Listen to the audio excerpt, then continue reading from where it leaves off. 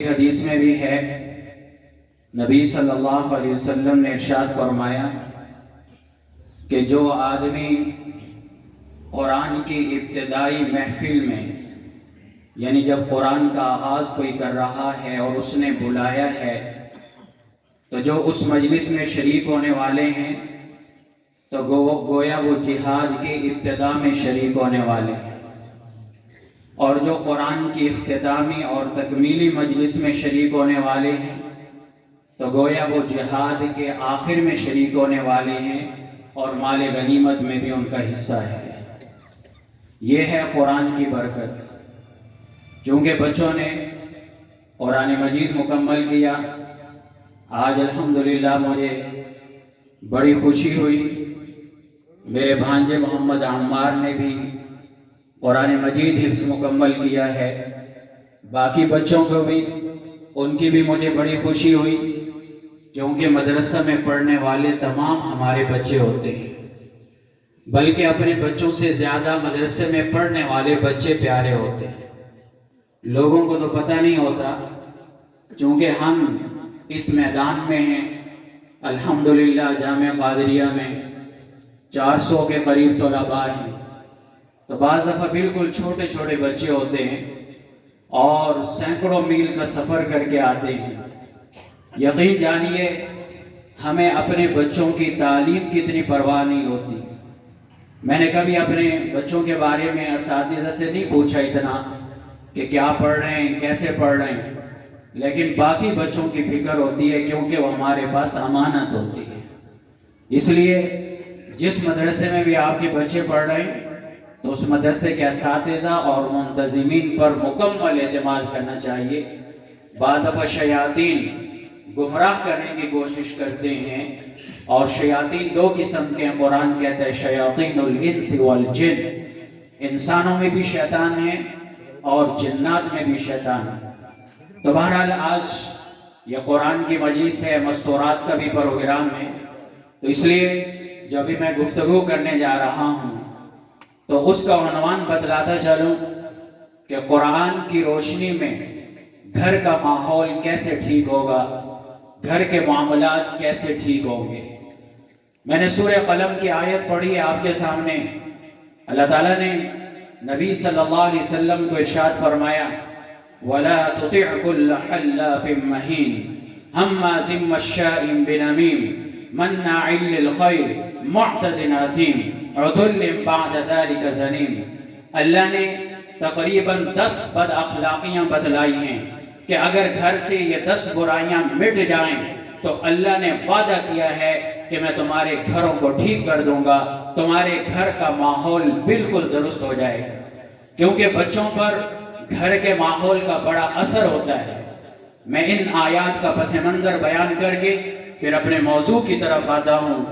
جب نبی صلی اللہ علیہ وسلم نے پورے معاشرے کے خلاف انقلاب برپا کیا اور دعوت توحید کا آغاز کیا اور توحید کی دعوت دی، قرآن کا پیغام پہنچایا، پورا معاشرہ آپ کا مخالف ہو گیا اور لوگ باتیں بنانے لگے کہ جی دیکھو بالکل تنہا ہے، لوگوں کا مقابلہ کیسے کرے گا، لوگ سب اس کے مخالف ہو گئے ہیں۔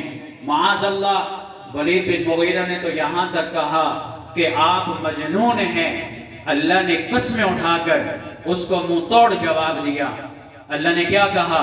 نون والقلم وما یسطرون ما انت بنعمت ربک بمجنون وان لک لاجرا غیر ممنون وانک لعلی خلق عظیم۔ اللہ نے قسمیں اٹھا کر جواب دیا کہ میرا محبوب مجنون نہیں ہے، وہ دیوانہ نہیں ہے، جو ایسے اعلیٰ اخلاق کا مالک ہے وہ کب مجنون ہو سکتا ہے؟ تو لہٰذا یہ 10 برائیاں ایسی ہیں کہ ہمارے گھروں میں جب تک موجود، گھر کا ماحول بگڑتا رہے گا۔ اگر یہ 10 چیزیں ختم کر دیں، اللہ نے گارنٹی دی ہے کہ میں تمہارے معاملات کو درست کر دوں۔ اب یہ 10 چیزیں کون سی ہیں؟ یہ 10 برائیاں کون سی ہیں جو ہمارے گھروں میں پائی جاتی ہیں؟ پہلے نمبر پہ جھوٹ ہے۔ عام طور پر جھوٹ بولا جاتا ہے، بات بات پہ جھوٹ بولنا، جھوٹے وعدے کرنا، مزاح میں جھوٹ بولنا، اور بات جب اپنے اوپر بات آ رہی ہو تو جھوٹ میں بات کو تبدیل کر دینا، اپنے اوپر سے الزام دور کرنے کے لیے جھوٹی باتیں گھڑ دینا، یہ سب جھوٹ ہے۔ اگر ہم گھر کی زندگی سے جھوٹ کو ختم کر دیں، والدین جھوٹ بولنا ختم کر دیں، اور جب والدین بڑے جھوٹ نہیں بولیں گے تو انشاءاللہ بچے بھی جھوٹ نہیں بولیں گے۔ اللہ تعالیٰ نے قرآن میں جھوٹوں پہ لعنت کی ہے، اور جب پیارے نبی صلی اللہ علیہ وسلم معراج پہ جا رہے تھے تو آپ کو آپ کی امت کے عذابات دکھلائے گئے۔ یہ کون سے عذابات ہیں کہ جب کوئی آپ کا امتی مرتا ہے اور عالم آخرت میں جانے سے پہلے کی جو زندگی ہے اس میں جو عذاب ملتا ہے، عذاب قبر، تو یہ آپ صلی اللہ علیہ وسلم کو مشاہدہ کروایا گیا۔ ایک آدمی کے پاس سے آپ گزرے تو دیکھا کہ اس کی بانچیں چیری جا رہی ہیں۔ یہ چہرے کے سائڈ کو اردو میں بانچیں کہتے ہیں۔ دائیں طرف سے کاٹا جا رہا ہے کان تک، پھر بائیں طرف سے جب کاٹا جاتا ہے یہ چیز یہ جگہ ٹھیک ہو جاتی ہے، جب پھر ادھر کاٹنے والا آتا ہے یہ ٹھیک ہو جاتا ہے، یہ سزا اس کو مل رہی ہے۔ آپ نے پوچھا یہ کون ہے؟ آپ کو بتایا کہ یہ آپ کی امت کا جھوٹا آدمی ہے جو جھوٹ بولتا تھا، مرنے کے بعد اس کو یہ سزا ملتی رہی۔ آج ہم دیکھیں مذاق میں بھی جھوٹ بولتے یا نہیں؟ تو مذاق میں بھی جھوٹ جھوٹ ہے، تجارت میں جھوٹ بولا جا رہا ہے، معاملات میں جھوٹ بولا جا رہا ہے۔ آج تاجر سودا طے کرتا ہے، تجارت کرتا ہے، جھوٹ بولتا ہے۔ ایک میرے دوست پکھر میں تاجر ہیں، میں بیٹھا ہوا تھا ان کی دکان پہ، ایک کسٹمر آیا، گاہک آیا، انہوں نے چیز دی، کیا کہنے لگے؟ کہنے لگے جی یہ اتنے کی ہے،